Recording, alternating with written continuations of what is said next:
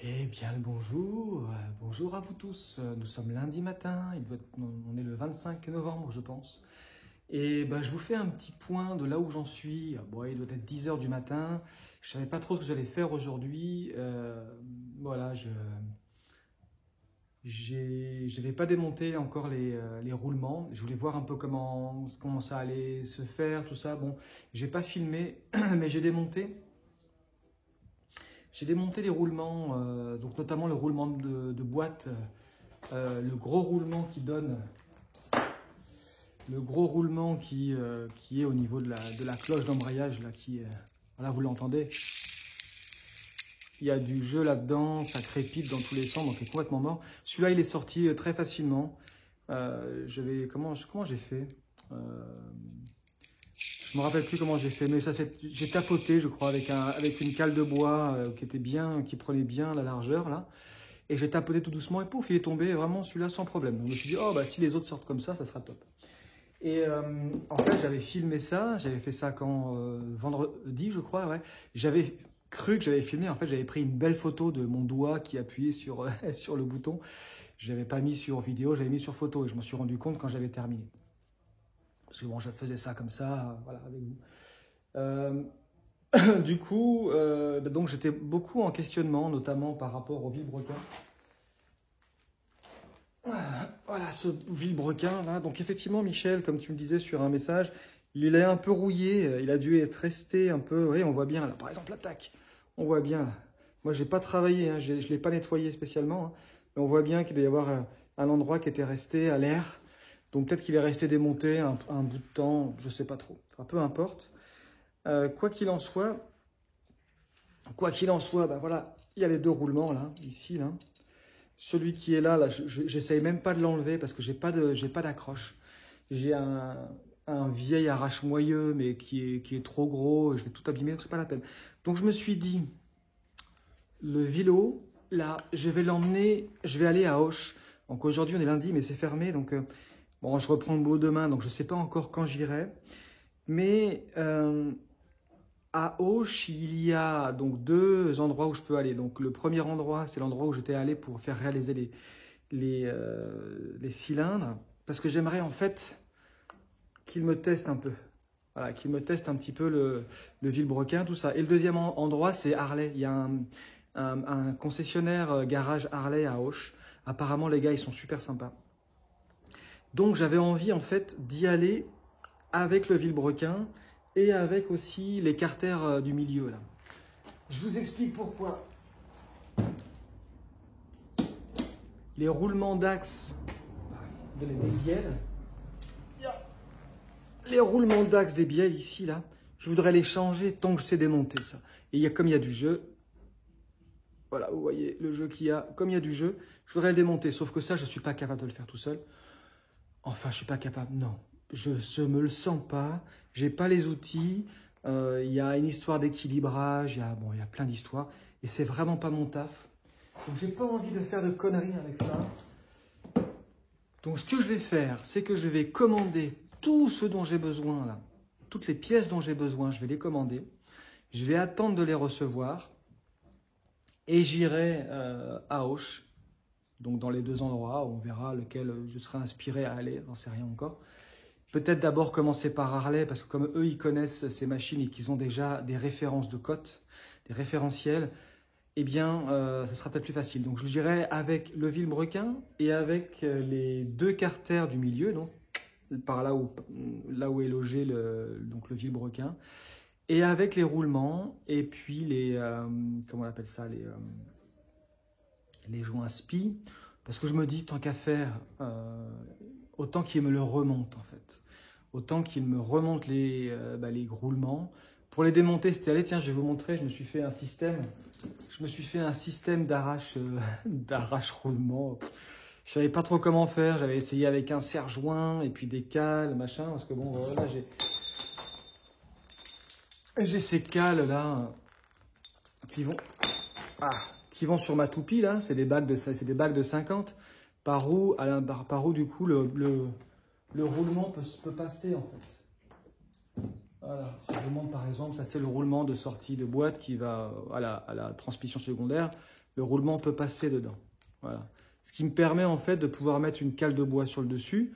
Derrière, une douille qui fait le bon diamètre ici et serré pour le pousser et le sortir. Voilà. Avec les sergents, c'était galère, ça marchait pas bien, je pouvais pas m'aligner comme je voulais, je sentais que j'étais pas assez précis.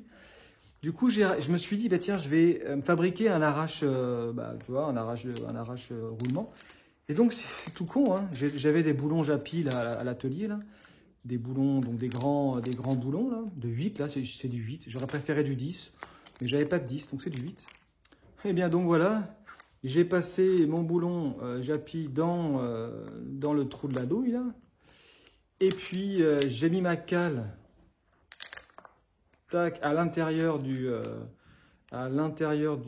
carter. Et puis, j'ai serré. Et plus je serrais, et plus ça venait pousser le roulement à l'intérieur. Voilà, jusqu'au moment où le roulement est sorti. Donc, au départ, en fait, j'ai serré, ça bougeait pas. Je me suis dit, hop, un petit coup de marteau, pink, sur la tête. Derrière, donc ici, un petit coup de marteau là, pac, et ça a suffi à faire pouf, à tirer, en fait, avec la pression de la tension de l'écrou, un petit coup de marteau, ping, et ça a avancé d'1 millimètre. Ensuite, je resserre, un petit coup de marteau, 2 millimètres, et ainsi de suite, jusqu'à un moment donné où, en fait, finalement, il n'y a plus assez de résistance à l'intérieur pour que ça retienne de trop, et puis donc, du coup, avec ma clé à cliquer, j'ai serré cet écrou. Et hop, le roulement est sorti. Donc ça, j'étais cool, j'étais content de ça. Ça me fait toujours un peu peur. J'aime pas forcer, j'aime pas taper sur la ferraille comme ça. On sait jamais trop comment ça va réagir. Et voilà, donc ça c'était le roulement. Voilà, vous entendez? Le roulement de sortie de vilebrequin à droite au niveau de la distribution. Donc bon, bah pour moi, je sais pas, mais comme ça. Ça me paraît bizarre que ça fasse ting, ting, ting, ting, ting, ting, ting, comme ça. Celui-là, c'est le roulement de sortie de boîte au niveau de la transmission secondaire. Qui, lui, est un petit peu mieux. Bon, voilà, il y a quand même du... Peut-être... En tout cas, lui, il n'y avait pas de jeu, a priori. Mais je me suis dit, j'allais le changer. Et il y a une date dessus. Donc, c'est Torrington, la marque Torrington Company. Et c'est, a priori... Je ne sais pas si la date, mais il y a marqué BH 2012. Alors, est-ce que 2012, c'est une date ou est-ce que c'est une référence? Je ne sais pas. Voilà. Donc ça, c'est enlevé et c'est bien. J'ai enlevé donc les joints SPI aussi. Là.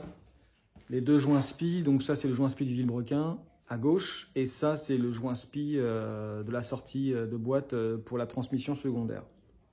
Ça n'a pas été trop compliqué à enlever. Ça s'enlève vraiment facilement.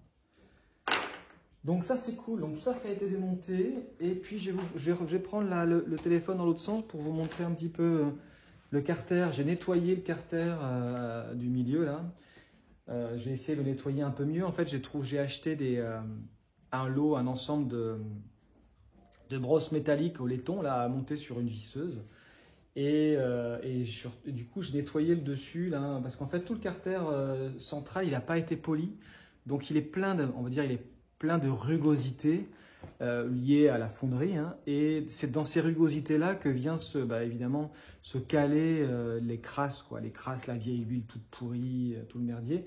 Ce qui fait qu'à nettoyer, c'est galère, même avec l'essence, tout ça, donc ça reste toujours un peu sale. Donc j'ai essayé et ça a plutôt bien marché, franchement, je vais vous montrer ça. Donc c'est pareil, je ne l'ai pas filmé parce que pour moi, ça n'a pas grand intérêt d'écouter un bruit de bzzz, voilà. Mais en tout cas, moi, je trouve ça beaucoup plus propre. Et comme ça va être prêt à être emmené chez Harley, je pense. Comme ça, j'emmène ça chez Harley. Et puis, ou bien ils peuvent me le faire dans la journée. Tiens, comme la dernière fois, ça serait pas mal. Parce que du coup, il n'y aurait plus qu'à... Sauf pour le vilebrequin quand même. Alors, il faudrait quand même démonter le vilebrequin et tout ça. Il faut jouer avec eux. Ce serait bien que je puisse y rester et repartir avec le soir. Sinon, je leur laisse et puis je reviendrai le chercher après. Voilà, je prends le téléphone, je vous montre. Donc voilà, le carter central, donc qui est vraiment tout propre là, hein, qui est tout propre, qui en tout cas, moi je trouve en meilleure comment dire, présentation qu'avant. Voilà, là, on voit bien sur tous ces petits endroits là, c'était vraiment galère à nettoyer là, tous ces endroits là. Et voilà, pour moi ça me fait du bien de voir le moteur comme ça. Ici c'était tout noir, il y avait plein de merde. Là ici au niveau de la transmission secondaire, donc c'est là où il y avait le roulement là. Et puis c'était tout crado aussi ici. Voilà. Donc j'ai nettoyé tout ça et j'ai fait ça avec la perceuse là. Avec une petite, voilà, une petite brosse là. Et puis juste comme ça, par-dessus, tranquillement. Voilà. Et ça venait enlever en fait, ça venait enlever toutes les merdouilles. Donc dans l'idée, moi ce que je voudrais, c'est que Harley me change donc les deux roulements qui sont là. Donc ce sont les deux roulements coniques là. Voilà. Qui sont, là c'est pareil, il y a du jeu là-dedans. Hein.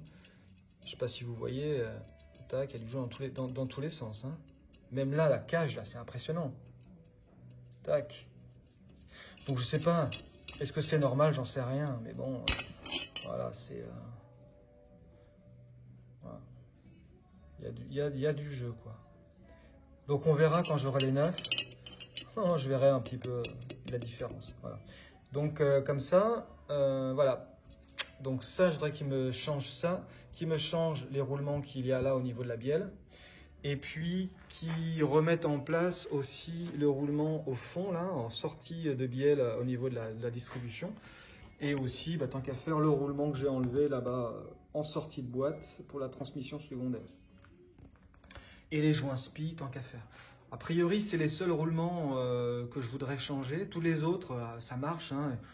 Pour moi, c'était OK. Donc, mais je vais quand même, du coup, leur demander aux personnes là-bas de chez Harley, quand même, qui vérifient et qui me disent si c'est nécessaire ou pas de les changer.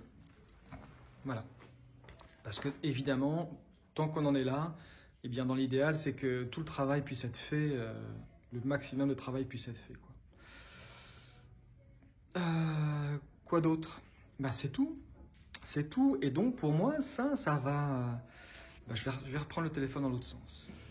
Voilà. Donc, ce que je disais, c'est que, eh bien là, pour moi, on en est, je dirais, à la fin du démontage du moteur et du nettoyage et tout ça. Tout est en pièces détachées. Je vais me faire, là, je vais remonter là-haut. Là, je vais me prendre 1 heure, je pense, pour vraiment bien faire ma liste de tout ce que j'ai à commander. Aujourd'hui, je vais recevoir la pochette de joint. Normalement, aujourd'hui ou demain, je vais recevoir la pochette de joint, le bouquin, la revue technique. Bon, voilà, j'ai acheté ça. J'ai acheté de l'huile transmission primaire. Enfin, j'avais déjà commandé quelques trucs, histoire d'avoir ça un petit peu d'avance. Notamment la pochette de joint pour que je puisse vérifier qu'il y ait bien tous les joints que je veux et que ça soit bien cohérent, tout ça. Et puis là, maintenant, je vais m'occuper de commander tous les roulements. Tous les roulements. Il me manque aussi, il y a les sabres. J'aimerais bien commander les sabres. Bon, il y a plein de choses que je veux commander là pour la moto. Et pour pouvoir la remonter ensuite, voilà, que ça soit propre, clean, en bon état, sans bruit. Alors ça va être sympa, ça. Moi, je suis content. Ce roulement là, ici, là, celui-là, là. Franchement, le roulement au niveau de l'embrayage, quoi. C'est impressionnant du jeu qu'il a, quoi. Vraiment impressionnant. Et lui, c'est lui qui devait faire un truc comme ça, quoi. Bon. Voilà. Et en plus, j'ai l'impression qu'il a été monté, il y a des traces de coups dessus. Je sais pas si vous allez voir. Non, voilà, il y a des traces là. Il y a des traces là, ici. Et je me suis rendu compte ensuite, et ça je sais que c'est pas moi parce que moi je me suis pris vraiment sur l'extérieur. Et donc on sent que pour moi il a été monté, pas forcément été très bien monté. Bon, peut-être. Bon, peu importe, de toute façon on le change, on le dégage celui-là. Et puis zou quoi. Voilà. Et puis là... il y a à la maison, il y a Anne-Claire à la maison qui est avec moi, donc Anne-Claire qui est ma compagne, qui habite loin, on est à, je sais plus combien, 8 heures, 8-9 heures de route l'un de l'autre. Donc on se rencontre de temps en temps, mais moi je vais passer une semaine chez elle, elle vient passer une semaine chez moi. Et elle, dans sa spécialité, on pourrait dire, c'est les couleurs. Elle bosse, elle a sa propre, comment dire, entreprise. Elle bosse dans l'événementiel et notamment dans tout ce qui est affiches, communication. Voilà. Et donc je lui ai demandé voilà, qu'on voit un petit peu ensemble pour les couleurs de la moto. Parce que bon, voilà, moi j'avais envie d'avoir son avis. Moi je suis daltonien, donc j'ai toujours un complexe au niveau des couleurs. Je ne sais jamais trop, voilà, c'est un complexe que j'ai. Et j'avais envie d'avoir son regard sur la moto.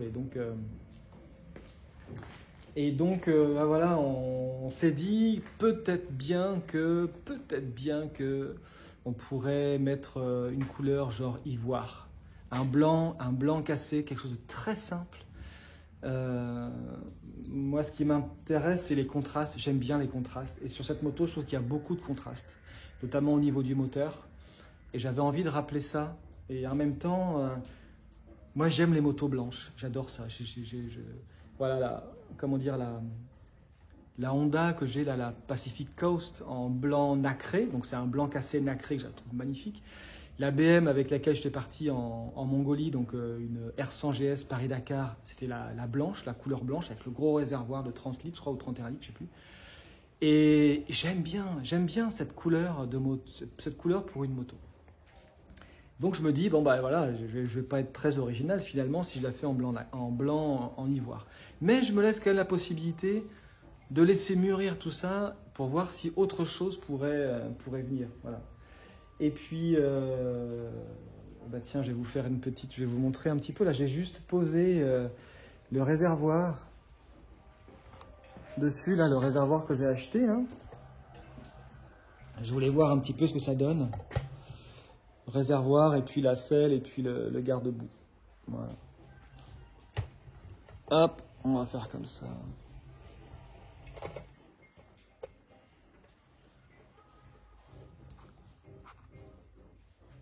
Tac. Voilà, donc j'ai juste posé ça comme ça pour voir un peu la ligne que ça donne. Donc cette petite selle, finalement, c'est une planche à pain, pas compliqué. Ça va être tape-cul grave, je le sens. Mais bon, je l'ai acheté. Et puis, on verra bien ce que je fais avec. Ou bien je mets une petite peau de mouton, j'en sais rien, on verra bien. Mais en tout cas, pour l'esthétique, je trouvais ça très élégant, en fait, cette petite selle. Et puis, ce porte-bagages à l'arrière. Et donc, sur le réservoir, donc il est juste posé là, parce que il va falloir que je fabrique des pattes pour pouvoir fixer, en fait, là en base, il y a un tube au milieu qui se pose sur le cadre, donc il faut que je fasse des pattes, pour le fixer. Et donc sur ce réservoir, donc j'y ai calé donc voilà le compteur, le futur compteur qui est là. Donc Michel, voir que c'est pas le tien, celui-là c'est l'autre, mais Michel en tout cas, celui que tu m'as passé, effectivement il fonctionne. Hein, j'ai passé un coup de WD-40 là et ça marche très bien.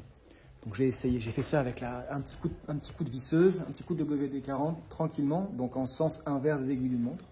Et donc l'aiguille, eh bien, elle fonctionne. Donc voilà, là pour l'instant, ce que je vais faire d'ailleurs, c'est comme j'ai les deux réservoirs, eh bien quoi qu'il en soit, je vais peindre les deux réservoirs. Ce qui pourrait me permettre, si j'ai envie, eh bien en fait de changer totalement la ligne de la moto avec deux réservoirs différents et deux selles différentes aussi. Parce que c'est pareil, il faut que je fasse des modifs là-dessus, parce qu'en fait, j'ai rien pour la fixer, cette selle. J'ai rien pour la fixer sur le cadre existant.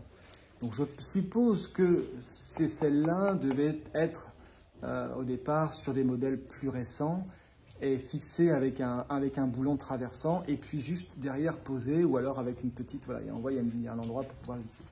Mais là, c'est pas du tout le même système. Donc, il va falloir que j'adapte quelque chose, mais je veux que ce soit quelque chose qui soit réversible.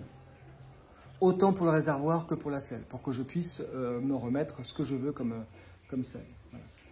Donc juste pour le fun, allez, je vous montre l'autre selle. Voilà. Donc ça c'est la selle qu'il y avait avec.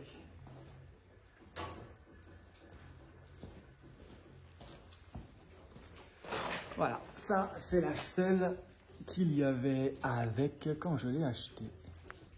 Toc. Voilà. Et donc après, on verra. Par contre, celle-là, elle est confort. Elle est bien plus confortable que l'autre. Donc si ça se trouve, je garderai celle-là. C'est possible. Moi, ce que j'aime pas dans celle-là, c'est la couture. J'aime pas cette couture blanche, là, ces lignes blanches. Donc au pire, je pourrais teinter ces coutures pour que ça soit noir. Juste très simple, très sobre. Voilà où on en est. Donc le next step, ça va être d'aller à Auch quand je peux pour terminer cette histoire de moteur. Et puis en parallèle, certainement, je ne sais pas encore ce que je vais faire, quand et comment, mais ça va être maintenant démontage de toute la partie cycle. Donc démontage de réservoir d'huile, les roues, enfin bon, tout démonter pour que je puisse nettoyer le cadre, parce que le cadre, je ne vous dis pas, là en bas, là, c'est vraiment, là ici, c'est tout crade, hein, c'est normal. Hein.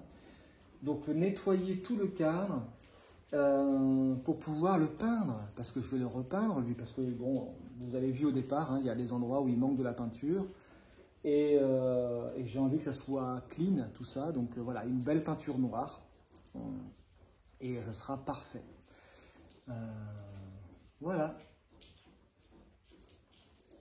Et donc pour la couleur aussi, donc je parlais d'ivoire tout à l'heure. Moi, ce qui m'aurait bien plu quand même aussi, ce serait une couleur comment métallisée, pailletée, même plutôt pailletée que métallisée, genre un blanc un peu cassé, un peu pailleté, ça m'aurait bien plu ça. Je ne sais pas si j'avais trouvé ça.